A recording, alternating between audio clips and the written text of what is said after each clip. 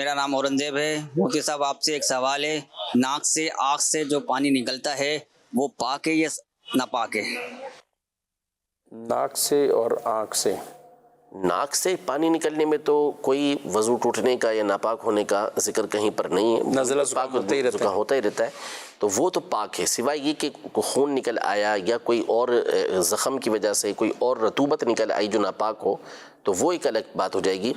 جہاں تک رہا آنکھ کا معاملہ، تو آنکھ سے بھی نکلنے والا ہر پانی ناپاک نہیں ہوتا، اور پانی ویسے بھی ناپاک نہیں ہوتا۔ اصل یہ ہوتا ہے کہ وہ جو آنسو اور پانی آنکھ سے نکلتا ہے، تو جب آنکھ دکھ رہی ہوتی ہے، آنکھ کی بیماری کی وجہ سے وہ جو پانی نکلتا ہے وہ حقیقت میں وہ کچا خون ہوتا ہے، اس پانی کے اندر مکس ہوتا ہے، جس کی وجہ سے اس کو ناپاک قرار دیتے ہیں اور وضو ٹوٹتا ہے۔ تو یہ جو دکھتی آنکھ ہے کہ آنکھ کی بیماری ہے، آنکھ کے اندر کوئی تکلیف ہو رہی ہے جس کی وجہ سے آنسو بہہ رہے ہیں، تو اس آنسو کو اس وجہ سے ناپاک قرار دیا گیا کہ وہ دکھتی آنکھ کا آنسو ہے اور اس میں خون کی آمیزش ہے۔ ورنہ اگر ویسے ہی آنسو نکل رہے ہیں یا آنکھ سے پانی نکل رہا ہے، پیاس کاٹی کسی نے مثال کے طور پر، اس وجہ سے آنکھوں سے پانی آنا شروع ہو گیا، یا ہوا تیز چلی آنکھوں میں لگی جس کی وجہ سے پانی آنا شروع ہو گیا، تو وہ ناپاک نہیں ہوتا۔ اچھا، کئی لوگ اس کو بھی سمجھ لیتے ہیں نا کہ اب یہ اچھا چھینکیں آتی ہیں، آنکھ سے پانی کچھ نہ کچھ بھر آتا ہے، تو یہ نہیں، نارمل یہ بھی نہیں ہوگا۔ جیسے مثال کے طور پہ کسی کا سر بھرا ہوا ہے،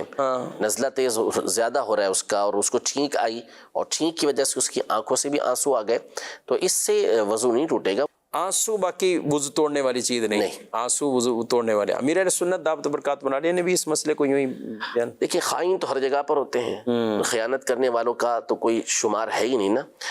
اور ظاہر ہے کہ تحقیق تو اس کو کہتے بھی نہیں ہیں۔ اگر کسی کو آپ نے کسی بات کا جواب دینا ہے، کسی نے کوئی غلط بات کی ہے تو اس کا رد بھی کرنا ہے، تو ظاہر ہے کہ جو اس کا اہل ہے وہی کرے گا اور اس کی بات کو پوری اچھی طریقے سے جانے گا۔ تو امیر علیہ سنت نے جو مسئلہ بیان کیا تھا وہ بیان کیا تھا دکھتی آنکھ سے آنسو بہنے کا، لیکن ایسے خائنین موجود ہیں سوشل میڈیا کے اوپر کہ انہوں نے دکھتی آنکھ کا جو سوال تھا اس کو ہٹا کے دکھتی نکال دیا اور آنکھ سے نکلنے والا آنسو اس کو کہہ دیا کہ یہ دیکھیں یہ ناپاک کہہ رہے ہیں، اور اس کے اوپر پھر انہوں نے جو مرچ مسالہ لگانا تھا اور اپنے جو دنیا کے اندر ویورز کو جمع کرنا تھا اور آخرت کے لیے جو ذخیرہ انہوں نے اکٹھا کرنا تھا وہ انہوں نے کیا۔ اللہ ان کو توبہ کی توفیق دے۔ حالانکہ یہ کوئی ایسا مسئلہ نہیں تھا